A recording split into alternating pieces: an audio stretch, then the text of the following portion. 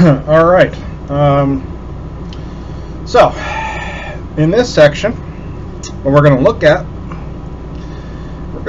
the slope in a little more detail here. So again, y equals mx plus b. Here's my slope. And we're also going to look at this little value right here, this b.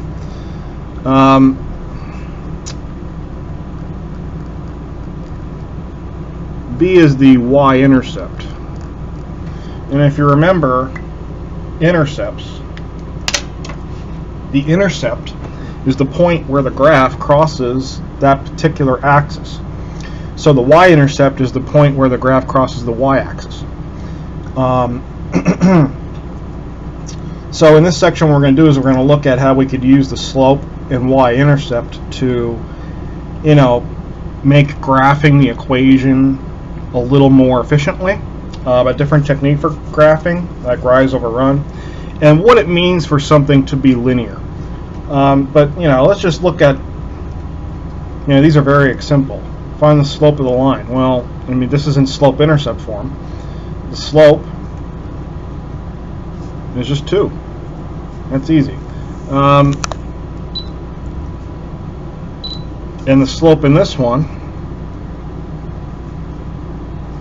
the slope here is -3.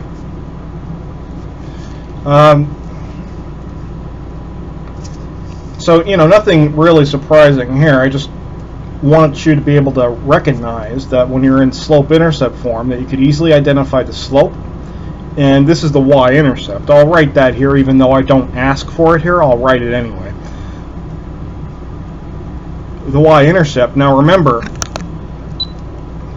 the y-intercept is the point of x, or I'm sorry, it's the point of y when x is equal to 0. So when the x-coordinate is 0, right, I'm writing this as an ordered pair. When the x-coordinate is 0, what's the y-intercept? Well, it's 1. So this is the point where this line crosses the y-axis, and it has this slope. In this one, the y-intercept, well, the x-coordinate is 0 at the y-intercept, and it has a y-intercept of 8. So, these are some pretty useful things when it comes to looking at the equation of a line. And they're going to be helpful for us when it comes to, looking at certain things. So, this is the slope-intercept form of an equation of a line. M is the slope. Nothing really surprising there. So, if I go to the next page, let's look at this example on page 2. So are these two lines parallel, perpendicular, or neither? Well, how do we answer this question? Well, if you recall from 1.3, we know the relationship between parallel lines and perpendicular lines. So I'm going to call this line line 1, and I'm going to call this line line 2, just for reference. So line 1 is already in slope-intercept form, right? So we already know the slope of line 1. So I'll just write this is the slope of line 1. What is it? It's 5/6. Now, what do we know about parallel and perpendicular lines? Parallel lines have what kind of slopes? They have equal slopes. Perpendicular lines have opposite reciprocals. Now, if I look at line 2, well, this is not in slope-intercept form, because I have to compare the slopes. Well, I know what the slope is for line 1. That's easy. That's just, it's in slope-intercept form, so I can already see it. But here, I don't know what the slope is, because it's not in slope-intercept form. So to do that, I got to solve line 2 for y. So I could put in y equals mx plus b form. So let's line 2 is 12y minus 10x equals 5. Now to put this into slope-intercept form, just solve it for y. So let's just add 10x to both sides.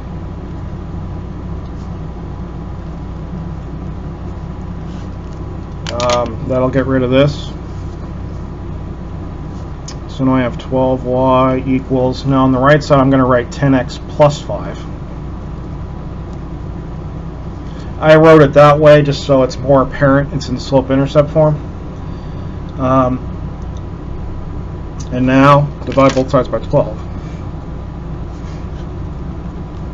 So now what you get is y equals, so now I have 10x plus 5 all over 12. And again, you could break that up and write this as 10/12 x plus 5/12.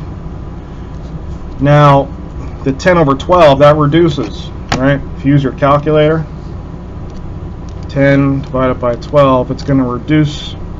You could always write a decimal as a fraction by going to math, and the first thing you see, fraction, you could just hit number 1 there, or you could just press enter, and it will, you hit enter again, it'll write that number as, write this decimal as a fraction in lowest terms. 5/6 x plus 5/12. So line 2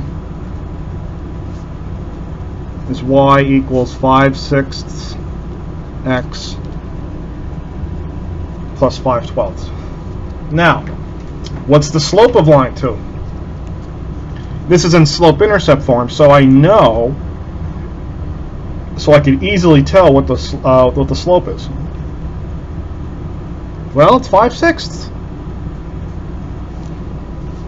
Line 2 has a slope of 5/6. Line 1 has a slope of 5/6. They're the same. Same lines are what? They're parallel. So since line 1 and line 2 have the same slope,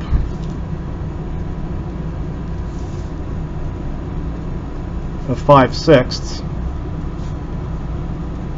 the lines are parallel. That's it. You know, whenever you're trying to determine if two lines are parallel or perpendicular, you're just comparing the slopes of the two lines. If they're the same, they're parallel. If they're opposite reciprocals, they're perpendicular. And if they're neither one of those, then it's neither. So, yeah. Okay. So now, in this question, well, this isn't a question, so in these notes, I should say, we're going to look a little bit more closely at the y-intercept. And, you know, this little thing right here, I already did this. So here's the equation of a line, and this value right here is the y-intercept, 0, b. And if you recall, to find the y-intercept, you just make x equal to 0. That's why the x-coordinate is 0, and find y. When a line is in slope-intercept form, we could, you know, we could easily identify one point on a line, the y-intercept. That's easy. It's right here. Boom. It's easy to identify. We could just read it off, and you know, that's one of the many good things about having a line in slope-intercept form, is that it helps us to do that. So if I go to the next page here,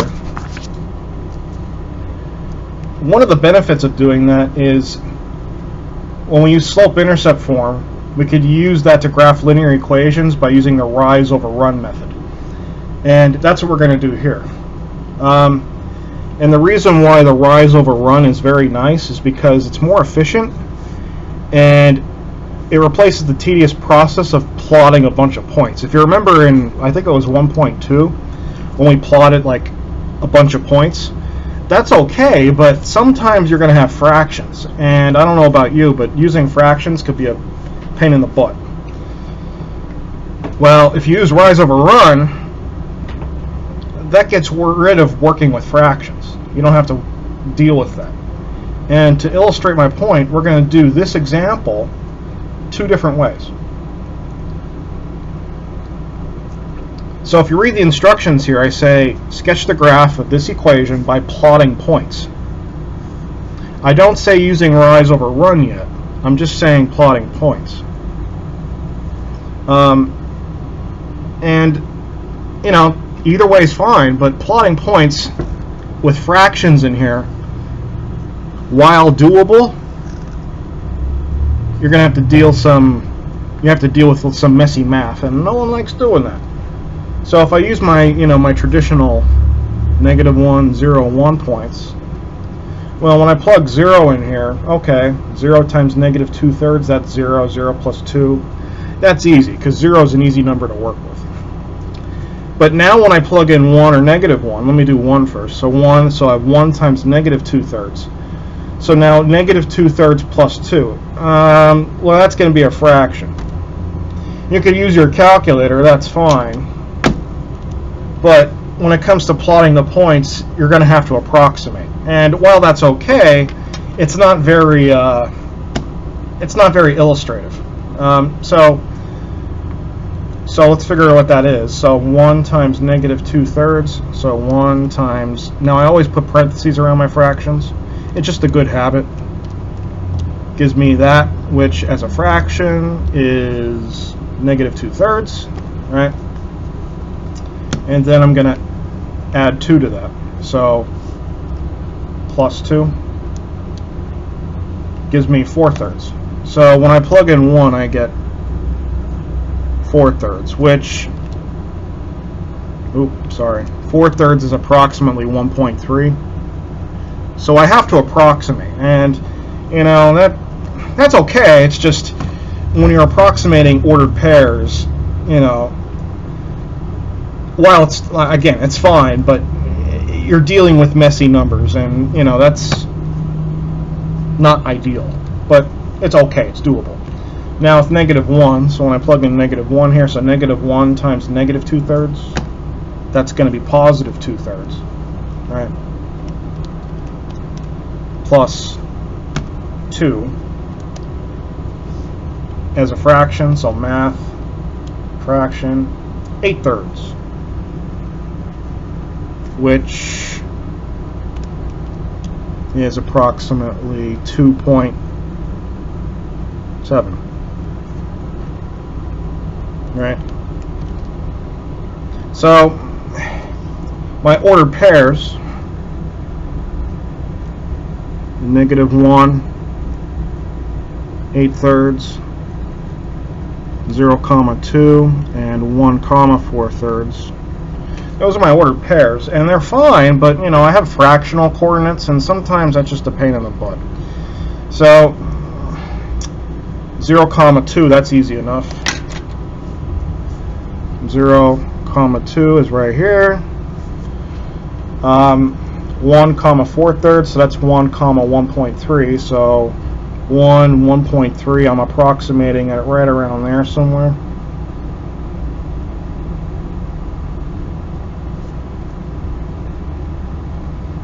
This one is 0, 2, and then -1, 8/3, so that's -1, 2.7. So -1, 2.7, that's roughly right around there somewhere.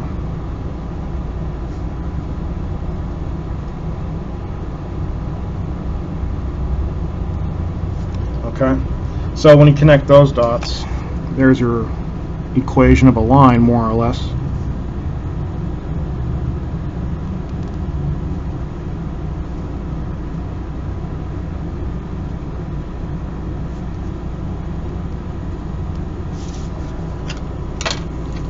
Right.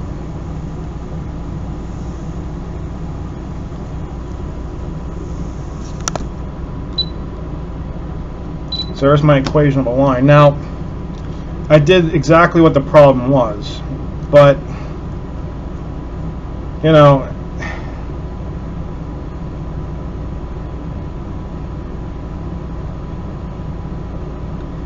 it could be kind of a pain, because when you're doing approximations, you know, it's not the most intuitive. It's not the most intuitive way of graphing an equation of a line where you have fractional numbers in it. Because actually, I'll show you why. The x-intercept for this problem, so if I made y equal to 0 and solve for x, subtract the 2, and I did some mental math, that's going to be -4, or I'm sorry, +4. And while it's close, it's a little off. So again, or actually it's +3. So, and I don't go through 3, I go through 4 more than anything. So, you know, graphing things with approximations makes graphs look a little misleading. So rise over run, however, you know, that's going to make things look a little more straightforward. So I'm going to do the same one using rise over run on the next page. And, you know, if I were to peek ahead a little bit, I have all the processes for rise over run here, but I'm going to do it right here. So the first thing to do with rise over run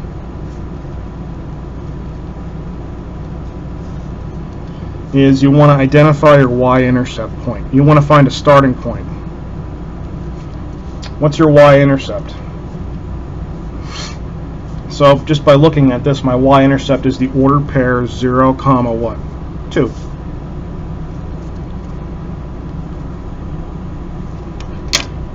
So that's easy. 0, 2 is right here. So that's my starting point. Now what I want to do is I want to identify my slope. My slope is -2/3.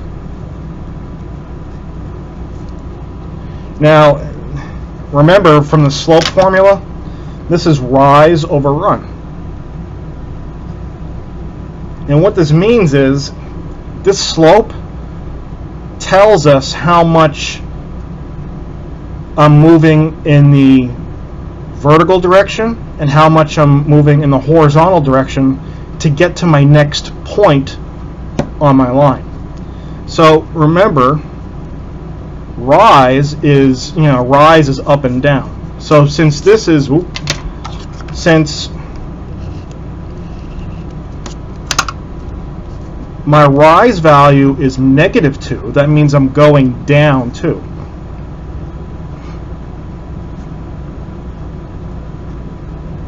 And since my run is positive, positive means I'm going to the right. So my run, which is right and left, it's horizontal, my run is going to be right 3.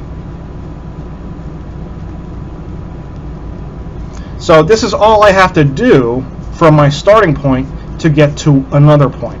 So let me do that. So, and it doesn't matter which order you go in. You could go right 3, down 2, or you could go down 2, right 3. Either way, you're going to get to the next point. So if I go down 2, 1, 2, and then I go to the right 3, 1, 2, 3. Hey, there's my next point. Right? I'll just put some dotted lines here to show you. I went down 2, and I went to the right 3. And this is my next ordered pair. And this ordered pair is actually the x-intercept. It's 3, 0. And if I could do that again, I go down 2, so here's some dotted lines. Down 2, and right 3. 1, 2, 3. There's my next ordered pair. That's 6, -2. And I could keep doing this process over and over again to get my line.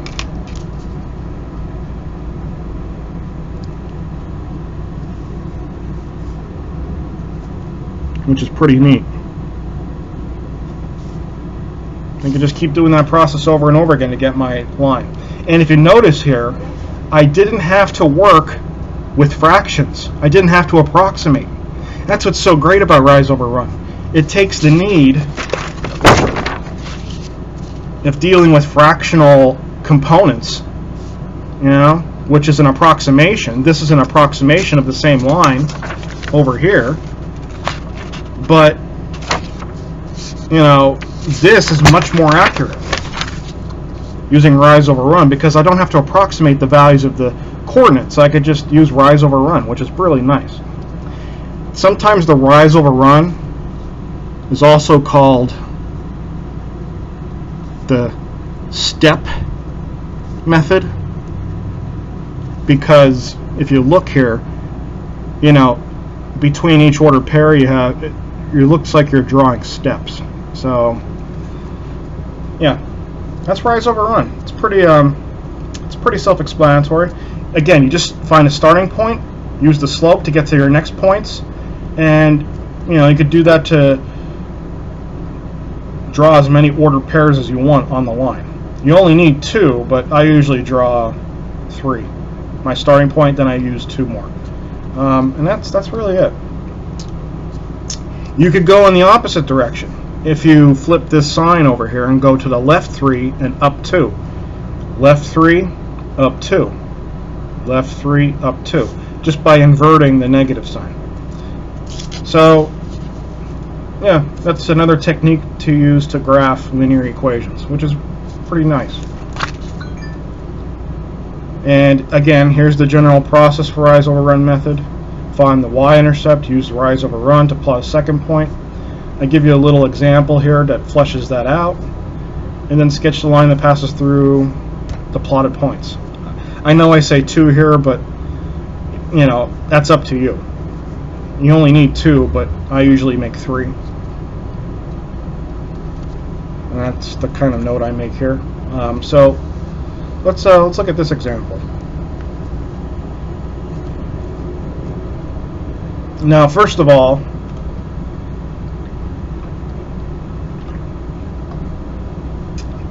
what do you notice about this line? It's not in slope-intercept form. This one needs to be in slope-intercept form. So what do? Put in solve for y.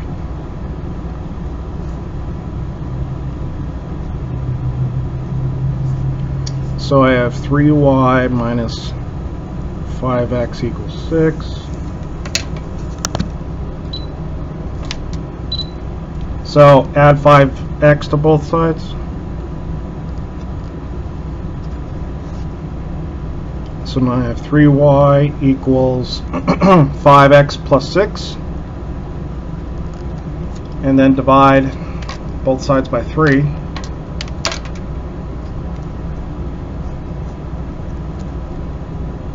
So then you get y equals, now I can break this up and write this as 5/3 x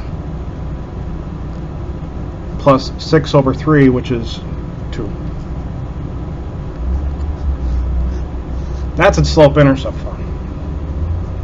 And from there, you can identify the 2 things you need: the y-intercept and the slope. So the y-intercept is the point 0, 2, and the slope is 5/3. Okay. Plot the y-intercept, 0, 2. There it is.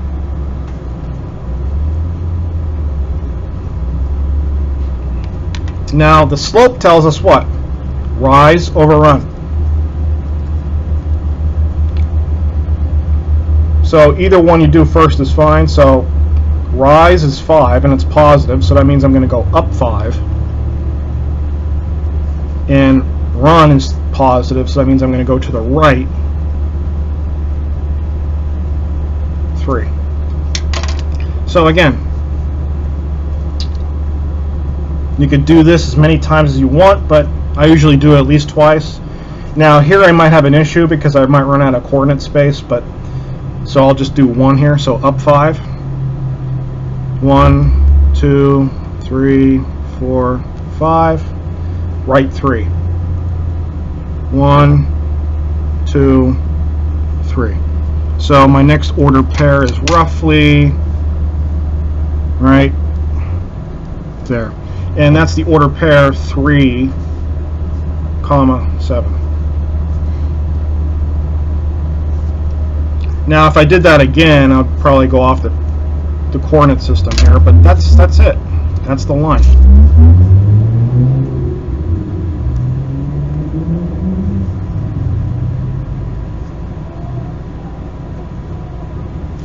There's my line. You know, rise over run is pretty sweet because it does, you know, this is up 5. This right here is up 5 units, and this is to the right 3 units.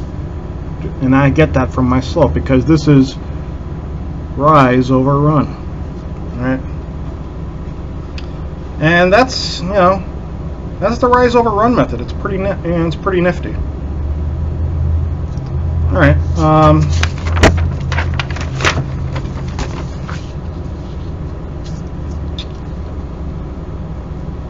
So let's talk a little bit more about the slope here. I've alluded to this a while ago about what it means to be linear, and you may remember this or not, but the key is right here.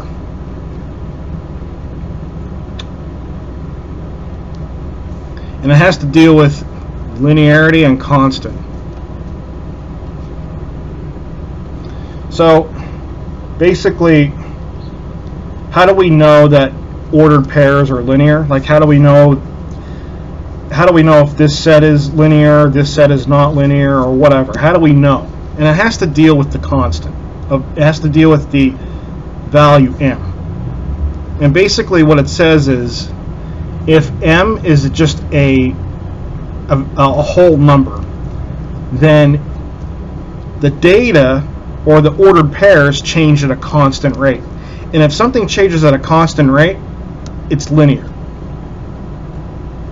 So if m is a whole number,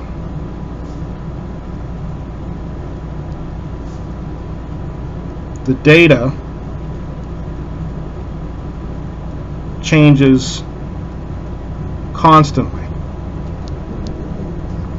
or linearly. Linear, constant, constant, linear. They're synonymous terms. You know, for example, if y equals negative 5x plus 4, we know the slope is negative 5. All right. So what that tells us is, as x changes by 1, because negative 5 could be written as negative 5 over 1, right? This is the run. So we're saying as x changes by a value of 1, in other words, as it runs 1 unit, which is exactly what that sentence is saying, then y changes by negative 5. In other words, the rise is negative 5 units. So for every unit I go to the right, I go down 5 units. That's what the slope is telling us. If this is the case, then it's a constant rate of change, which means it's a linear relationship. That's it. So in these examples right here, in this example right here, I'm going to look at these 4 sets of data, and I want to decide whether or not there's a line that passes through every point. In other words, is each one of these sets linear or not? So how do we answer this question? Well, we have to look at the change between the x-coordinate and the y-coordinate. So if the x-coordinate is changing by a unit of 1, so let's look here. 1 to 2, that's a change of how much? 1 unit. 2 to 3 changes by 1 unit. 3 to 4 changes by 1 unit. And 4 to 5 changes by 1 unit. So far, this is true in set 1. So 23 to 20, how much does that change by? It changes by, it goes down 3 units. In other words, it has a change of negative 3. Does this go down by 3 from 20 to 17? Yes, it does. And 17 to 14, 14 to 11. So in set 1, the x unit changes by 1, the y-coordinate changes by -3. And that is the same throughout all the data. So this has a constant rate of change. So set 1 has a constant change between data points. So since it has a constant rate of change, in other words, it has a slope, it's going to be linear.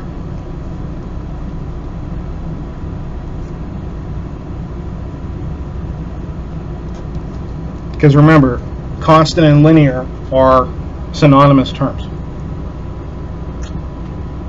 What about set 2? So again, let's do the same analysis. 4 to 5, that changes by 1. That changes by 1. 6 to 7, 7 to 8. Alright, good. 12 to 17, how much does that change by? That goes up by 5. That goes up by 5. That goes up by 5. And that goes up by 5. So set 2 is what? That's also linear. So has a constant change between data points. So it's the same analysis. Therefore, it is linear. What about set 3? So 0 to 1. Yep, that's a change of 1. Change of 1. Change of 1. Change of 1. 3 to 6, how much does that change by? That's a change of 3, right? 6 to 12, how much does that change by? That changes by 6. Uh-oh. 12 to 24. That's a change of 12. 24 to 48, that's a change of 24. So now if you look here, this is not changing at a constant rate. Like, this was constantly -3. This was constantly 5. This keeps changing between the data points. So set 3 does not have a constant linear change. Therefore, it is nonlinear.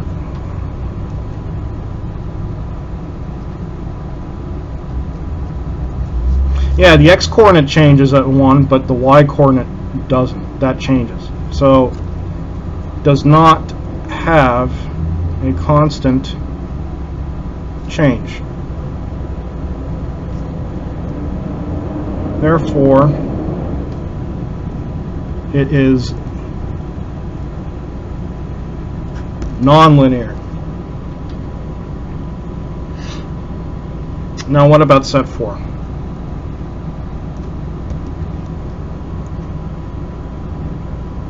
So again, this is pretty obvious that they all change by 1. Now let's look at y. What's the change between 8 and 8? 0. 8 and 8, 0. 8 and 8, 0. 8 and 8, 0. Does this change? No, it doesn't. This is constant. So this is still linear.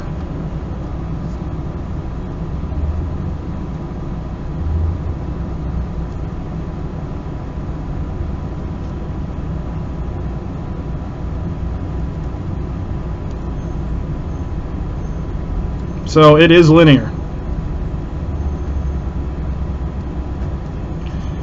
0 is fine. As long as this is constant throughout the data, it is linear, provided x changes by increments of 1. This did not change at a constant rate. That's why set 3 is nonlinear. So to summarize, sets 1, 2, and 4 are linear. Set 3 is nonlinear. And you know, knowing that property about data, you know, it's called the slope addition rule. It just means for every order pair you go on, it changes by the slope value, and that's one way of looking at it. So, you know, that's very important to understand because it gives us a lot of insight as to how data is linear or nonlinear. and stuff like that. So that's it for the notes for 1.4. And in the next section, we're going to start looking at how you find equations of lines given specific information.